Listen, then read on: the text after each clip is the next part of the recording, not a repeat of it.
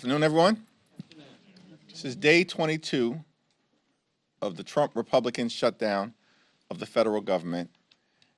And Republicans have shown zero interest or capacity to reopen the government, enact a spending agreement that meets the needs of the American people, or address the health care crisis that Republicans have created. And the health care crisis is growing in intensity and urgency all across the country. We now have visibility into 13 different states, including most recently Florida, Virginia, Maryland, and Georgia. And all across those states, millions of Americans are going to experience dramatic increases in their health care premiums, co-pays, and deductibles, as is the case with everyday Americans all across the country. In Florida, by way of example, a 58-year-old in Panama City, Florida, single on the Silver Plan, currently receives ACA tax credits, pays for health insurance $140.80 a month. Because Republicans have decided to allow the Affordable Care Act tax credits to expire, that same individual who's currently paying $140.80 per month, their costs will go up to $1,526 per month. Republicans did that because of their refusal to extend the Affordable Care Act tax credits. In Florida, a 46-year-old with 3 children in Santa Rosa. We now know this family, currently on the Bronze Plan, actually, as a result of the tax credits that they receive, does not have to pay any additional amount to receive their health insurance. But if the Affordable Care Act tax credits are allowed to expire, that same family, 46-year-old with 3 children, in Santa Rosa, Florida, will have to pay $2,360 per month. That is north of $25,000 per year. Unaffordable, impossible, unsustainable, and it will result in that family having to go without the ability to see a doctor when their children get sick. The Republican health care crisis grows worse by the day, and yet Republicans remain on vacation for the 4th consecutive week. Donald Trump is once again preparing to fly out of the country. The East Wing of the White House is being demolished so that Donald Trump can construct a ballroom where he will be celebrated like a king. And at the same time, Trump is trying to rob taxpayers of $230 million to continue to line his pockets. And yet Republicans have zero interest, none, in addressing the health care crisis that they've created, which is devastating people all across the country. It's now my honor to yield to the distinguished whip, Catherine Clark. Thank you so much, Mr. Leader, and good afternoon, everyone. We are so grateful to you for your courageous leadership and grateful that you are safe and secure. Republicans have controlled Washington for 275 days, and we are 22 days into this shutdown. And through all the chaos, there has been one constant, one theme at the heart of their budget and their shutdown and their healthcare crisis. They seek out and target the most selfless and the least privileged Americans. They always go after those who have already had to sacrifice. Americans working a second job to keep their kids fed. Americans who have chosen to serve in uniform or as civil servants. Americans who are caring full time for their loved ones. It's working parents on Medicaid. It's sick children who need home care. It's veterans who rely on the Affordable Care Act. Those are the people that Republicans expect to get by with less. It's never the billionaires. It's never corporations. It's certainly never themselves. Because what does Donald Trump expect for himself? What do you see him talking about when you turn on the news? A luxury plane, a gold-plated office, a new ballroom, and now a literal monument to himself. All as 1 million children are about to be kicked off of Medicaid. Another million will see their family premiums double or even triple. And Republicans are complaining about the Peace Prize that Trump didn't get, about camera angles and escalators, acting like somehow they are the victims, while they victimize the most innocent and vulnerable people, hard-working Americans. Republicans choose to go on vacation. That's not an option for the American people. The bills come due no matter how hard they work. So our message to the Republicans remain the same. Come to work, come to DC, sit down with us, negotiate, end this healthcare crisis, and end this shutdown. And now it is my great pleasure to yield to our caucus chairman, Pete Aguilar. Thank you, Whip Clark. Thank you, Leader Jeffries. Before I talked about the shutdown in healthcare, I did want to touch on the terrifying threat that Leader Jeffries, by someone convicted from January 6th. As a member of the January 6th committee, we deposed, we interviewed a number of individuals who were summoned here to the Capitol that day.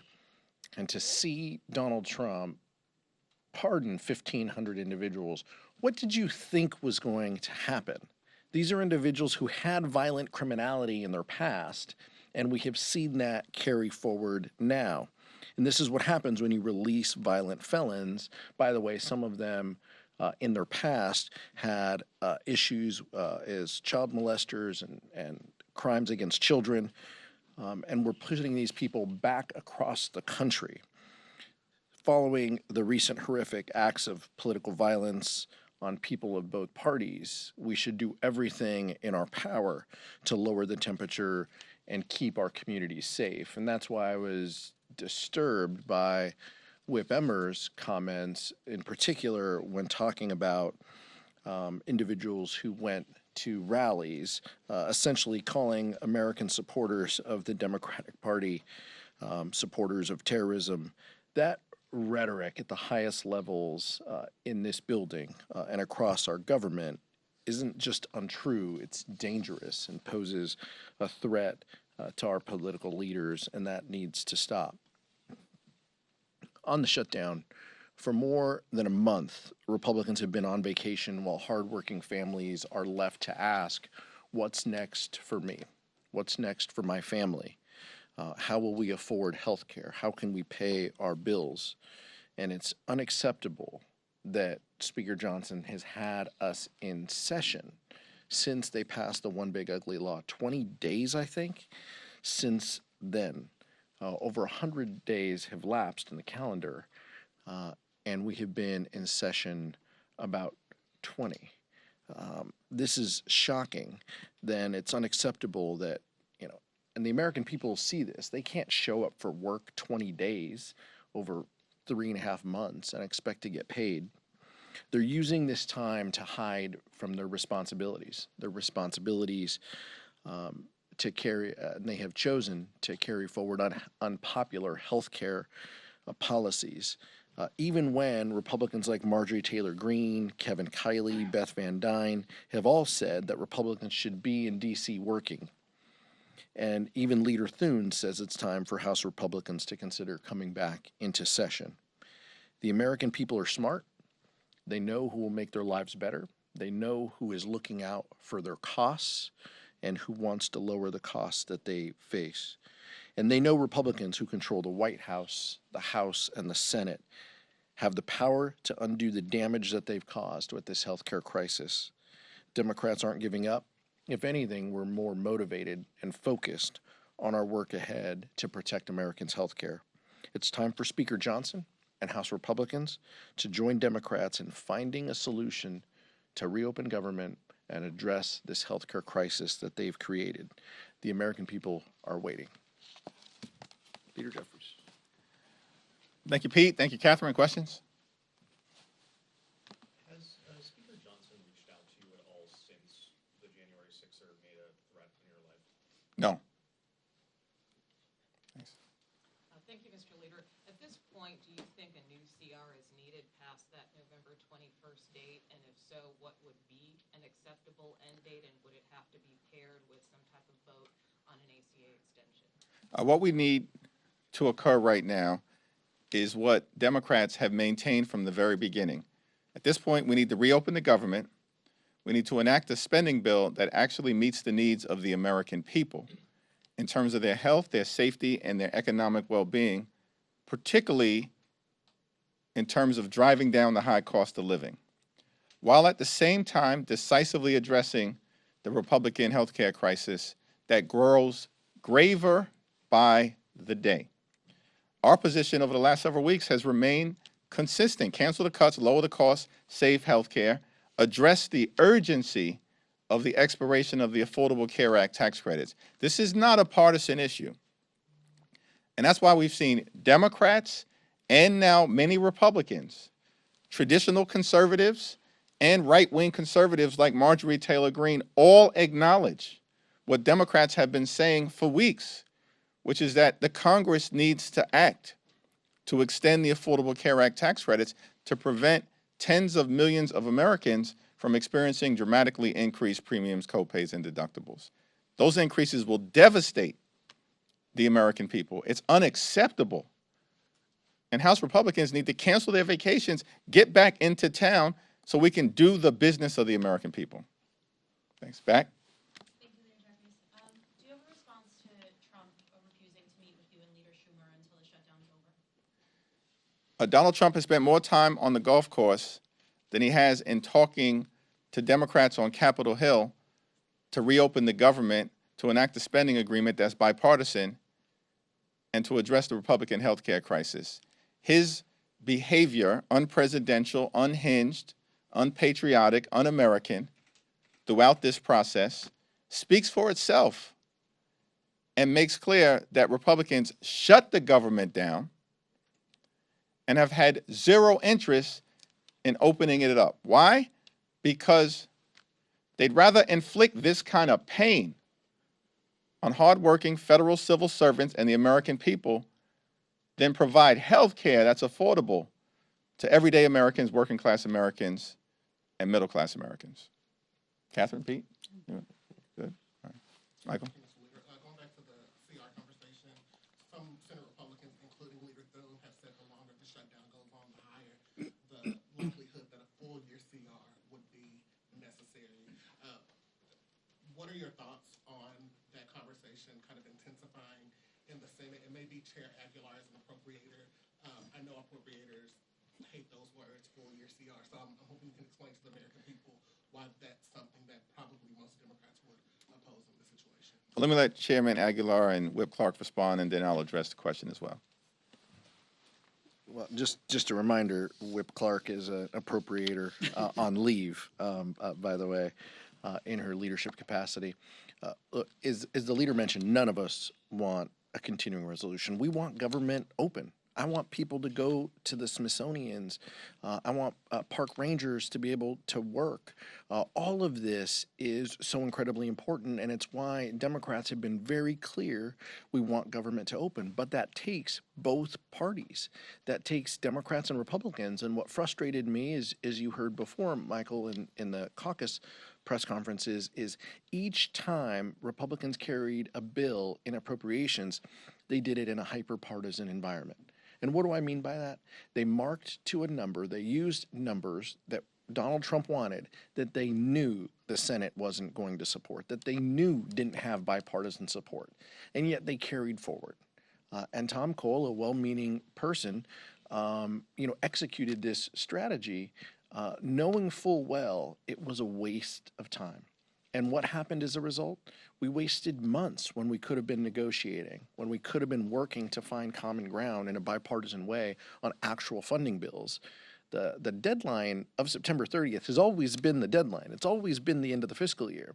It seems like House Republicans just maybe tuned in, week 2 of their vacation to figure this out. We knew this in April. We knew this in May and June.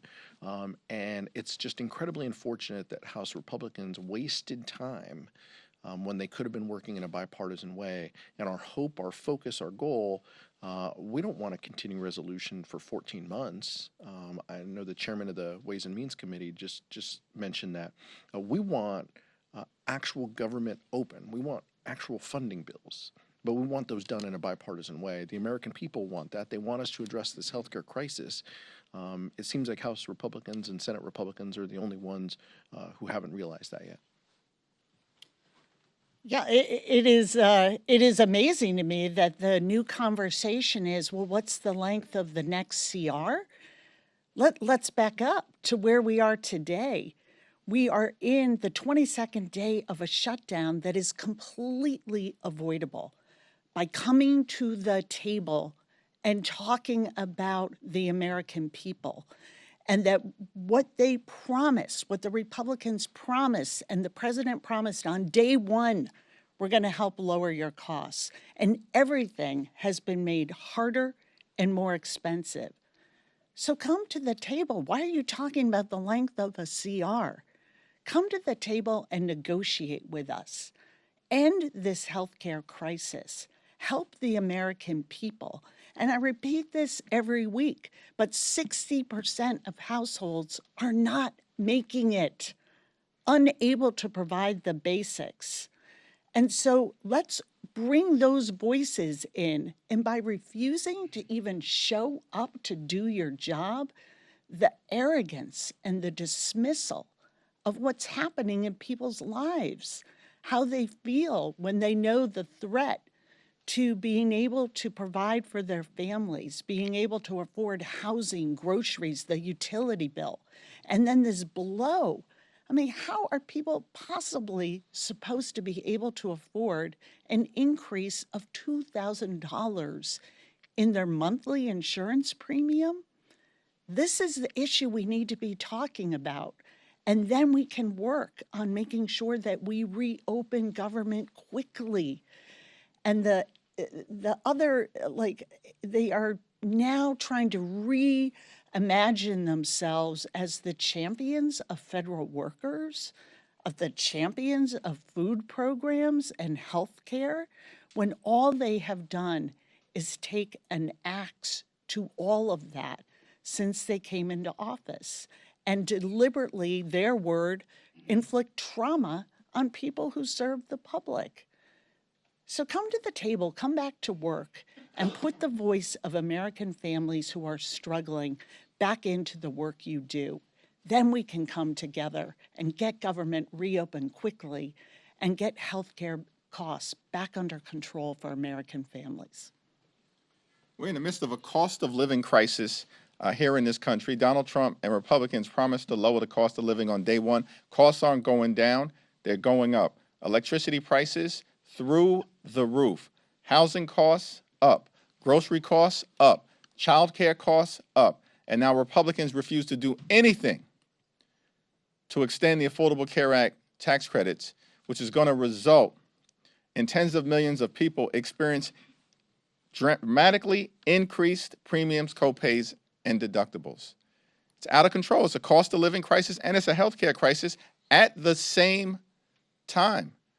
And yet Republicans continue to ignore it, refuse to deal with it. And on top of all of that, we're in a moment where millions of Americans are about to increase their experience with heightened food insecurity, with hunger, because of the one big ugly bill and the fact that Republicans enacted the largest cut to nutritional assistance in American history. These are all quality of life issues that have to be dealt with right now. And yet Republicans want to talk about process and their my way or the highway approach, their take it or leave it approach, which is what they've been visiting on the American people this entire year in terms of their extremism. And it's all unacceptable. Just come back to work. Let's sit down. Let's negotiate a bipartisan agreement. Let's reopen the government. Let's address the high cost of living in the United States of America. Let's address the hunger that you're creating. And of course, let's address the Republican health care crisis. Thanks. So given the rampant misconduct we're seeing among immigration agents, most recently on Canal Street yesterday in Chinatown, New York City, do you think eventually ICE should get the DOJ treatment? We've all been very outspoken as it relates to the out-of-control behavior unleashed on law-abiding immigrant communities by mass agents hiding their identity and far too often violating the rule of law, often directed at people who are American citizens. And it's all unacceptable. And it's one of the reasons why the American people have turned on Donald Trump and Republicans with respect to their extreme immigration policies. We should be holding the Department of Homeland Security accountable for the overreach and the extremism that they're being subjected to in terms of what the American people are experiencing. And yet, we're seeing none of that accountability coming from Republicans. That's unfortunate, but Democrats will continue to make the case to the American people that this is all abnormal, so much of it is unlawful, and it's got to stop. Mr. Jeffries, thank you. Good afternoon. Can you or Ms. Clark allude to this question about using the health care subsidies and using the end-of-government funding as an inflection point? The idea that in the minority, you don't have many opportunities to say, okay, here's what we want, here's what we need. Can you talk about using that, and is there concern about pain that's being inflicted on federal workers here, because you're like, this is the strategy that we've chosen? No, our position is not about strategy. Mike Johnson and the Republicans keep talking about strategy. What we're focused on as Democrats is making a difference in the lives of the American people. Because the American people deserve better than what they've gotten from Donald Trump and extreme MAGA Republicans who haven't made their life better. They've made their life worse. Their life has become more expensive. And now because of the Republican health care crisis, that includes the largest cut to Medicaid in American history, hospitals, nursing homes, and community-based health centers closing all across America, including possibly dozens in Alabama, as was announced earlier this week. And now because of their refusal to extend the Affordable Care Act tax credits,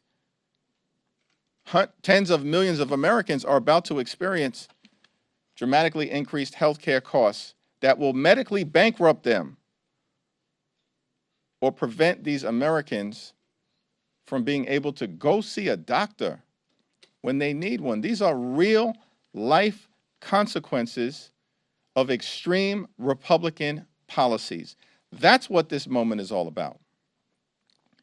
And as Democrats, we're going to continue to stand with hard-working federal employees who've been under assault by Donald Trump and his administration since January 20th of this year, prior to the start of the Trump Republican shutdown.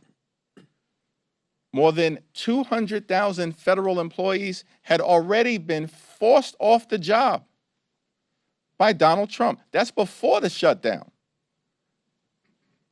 So it's unfortunate that Trump and the Republicans have chosen to use their own shutdown to further hurt the American people.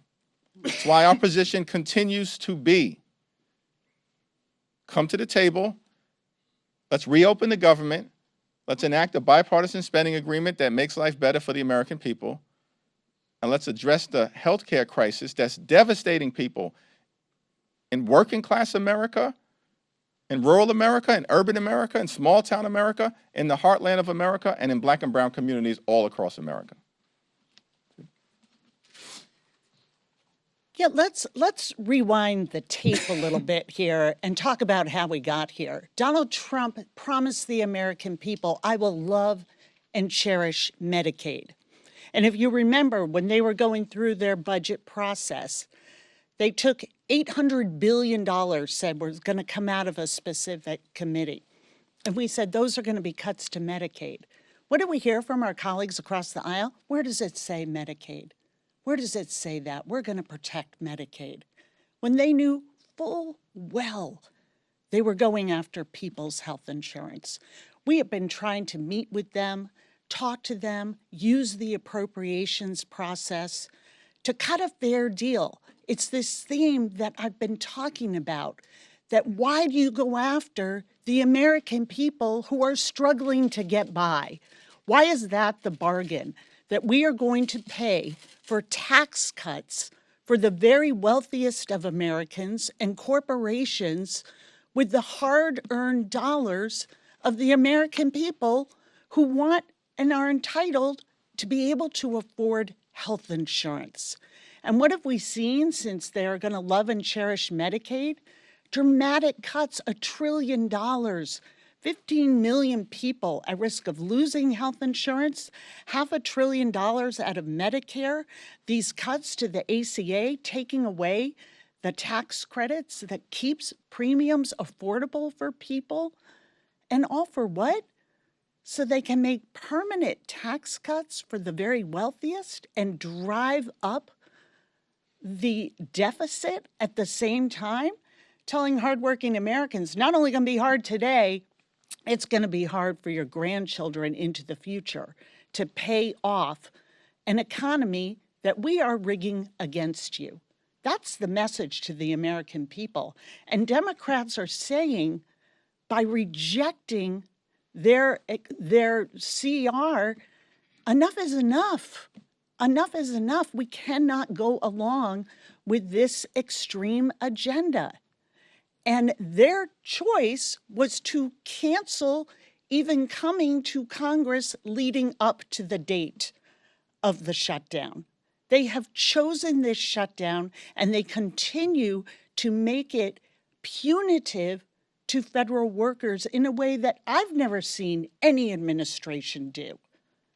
That they are choosing who they like, who they don't. We have always come together before any shutdown, no matter which party was, had policy disagreements over what, and said, we will come together in a bipartisan way and pay our troops. The White House just said in the past hour that it was Democrats who were essentially being punitive by saying, let's, let them cut some of those programs and we'll use this as leverage. What's your response? I would put that in the category of love and cherishing Medicaid and lowering your costs on day one.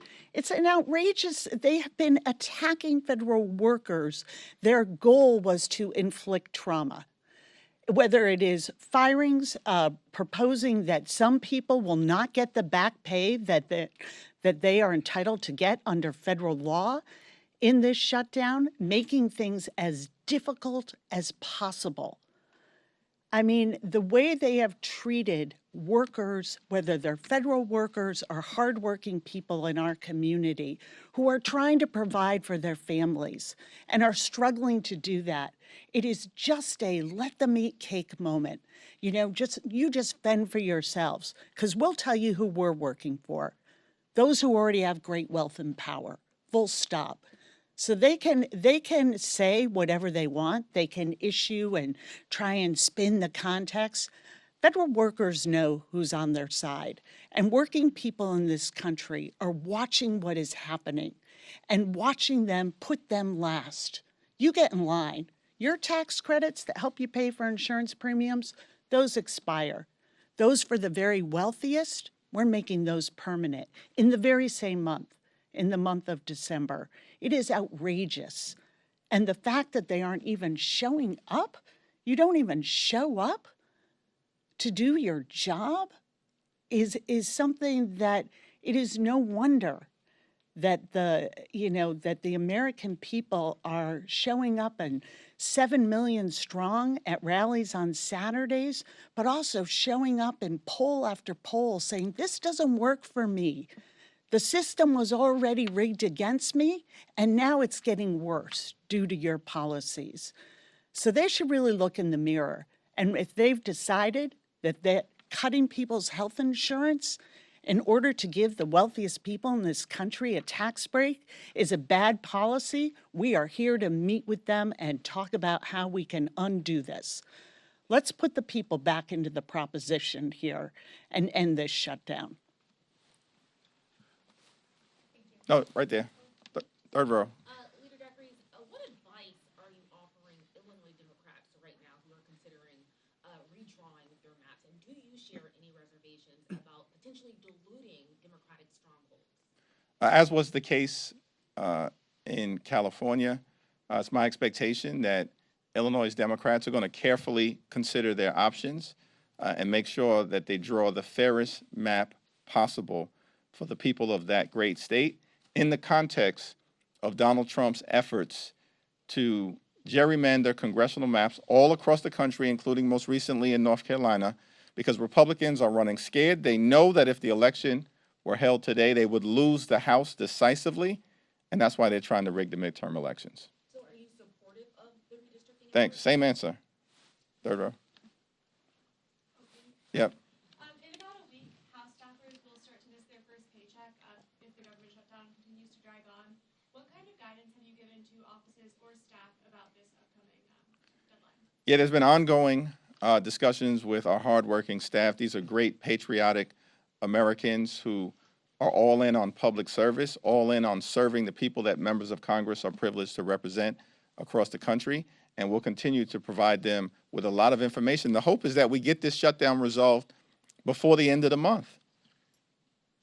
We've been maintaining that position from the very beginning of the Trump Republican shutdown. But Republicans have had they shut the government down. All the Republicans talk about every time they stand at this podium or appear on TV, from the speaker on down, all they talk about is the American people gave them unified government, complete control of government. We control government. This is what Republicans say. We have a mandate.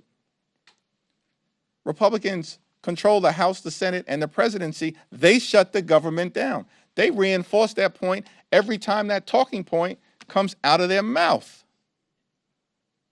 And what Democrats are saying is that we want to find a bipartisan path forward, but that involves good faith negotiation on the other side of the aisle, so we can come to a common sense resolution in ways that are actually designed to make life better for the American people. We're fighting to lower the high cost of living. We're fighting to fix the healthcare system that Republicans have broken.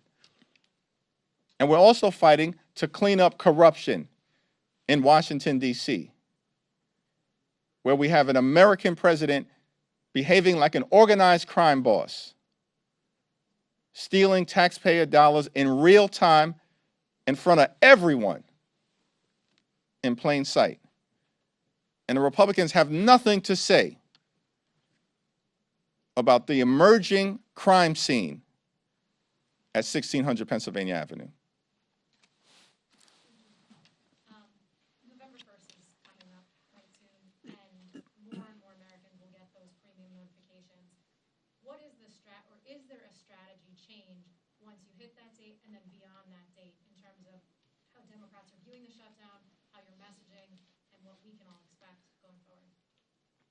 Our view has been very clear from the beginning. One of the reasons why we need to act decisively and need to act now as a Congress to address the Affordable Care Act tax credit issue is because notices are going out to millions of people right now as we speak across the country, frightening them to death when they see that their premiums are about to increase, in some instances by more than $1,000 or $2,000 a month. And more than 90% of the people who receive Affordable Care Act tax credits make approximately $63,000 a year. Think about that. How can you possibly afford premium increases of more than $1,000 or $2,000 a month? And as open enrollment starts on November 1st, more and more Americans are going to realize the urgent need for Congress to act decisively, as Democrats have been saying for weeks. But Republicans continue to bury their heads in the sand because they'd rather keep the government closed than provide health care that's affordable to working class Americans. Thank you so much. Can you just speak to some of the programs that Democrats want funding for in the $1.5 trillion list of demands? We've heard things like $13.4 million for civic engagement in Zimbabwe, $3.9 million for LGBTQ democracy grants in the Balkans, things like this. You guys say this about saving healthcare, but how do these pet projects fit in? Yeah, we have no idea what you're talking about or what Republican extremists fed you those talking points, but the reality is what we are doing is defending the health care of the American people. Yeah, we do want to restore the fact that the largest cut to Medicaid in American history has been visited upon the American people by Donald Trump and Republicans, even though they promised to love and cherish Medicaid. But instead of doing that, they cut about $1 trillion from Medicaid. And as a result of that fact, hospitals, nursing homes, and community-based health centers are closing all across the country, including in Republican states like Georgia, like Alabama, and Republican states all across the country. And Republicans have visited the largest cut to Medicaid in American history on their own people. That's what we want to restore. We want to avoid the fact that because of what Republicans did in their one big ugly bill, what they did is to trigger the possibility of a $536 billion cut to Medicare, because Republicans have put a bullseye on Medicare and Social Security since those earned benefits were created. And yet we have a problem with the fact that Republicans want to devastate the Medicare of the American people. And why did they do that? Why did they cut Medicaid by almost $1 trillion? Because they want to reward their billionaire donors with massive tax breaks. And they made those massive tax breaks permanent, while at the same time can't even be bothered to extend Affordable Care Act tax credits for working class Americans who are about to experience dramatically increased premiums, copays, and deductibles. The American people know that Democrats are fighting for them, for working class America, for middle class America, and for everyday Americans, and that Republicans continue to show up for the wealthy, the well-off, and the well-connected. Yep. The new congresswoman from Arizona, Speaker Johnson keeps saying that it's antics and stunts, whatever you're doing, and says the new lawsuit is for national publicity. Would you care to comment on that? Well, let me yield to Catherine and Pete as well. I had the opportunity yesterday to stand with Jamie Raskin and Congresswoman-elect Adelita Grijalva after Democrats tried for the 5th time to be recognized so that Representative-elect Adelita Grijalva could be sworn in. 4 weeks have passed since she was elected. And the reason why Mike Johnson and House Republicans refused to swear in Representative-elect Adelita Grijalva is because they want to continue to hide the Epstein files from the American people. That's crystal clear at this point in time.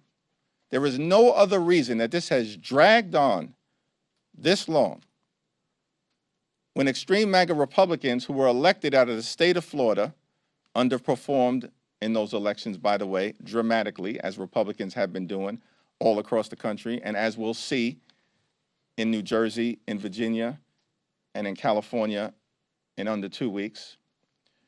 Those two extreme MAGA Republicans, these are individuals who aren't even qualified to serve in the people's house. Let's be clear about that. And yet Mike Johnson decides to swear them in less than 24 hours after these extremists are elected to the House of Representatives, and now 4 weeks have passed. The reason why they continue to unlawfully block the swearing in of Adelita Grijalva is because they are actively hiding the Epstein files from the American people, and they're protecting someone clearly: the wealthy, the well-off, the privileged, and the well-connected. Catherine? Pete? Yeah, I mean, I just think this is so shameful that someone who won with 70% of the vote, by the way, the vote total that she had was a larger percentage than the two Republicans that they swore in. So under his own standard, right, we need to swear her in. She has a certificate of election from the Secretary of State in Arizona.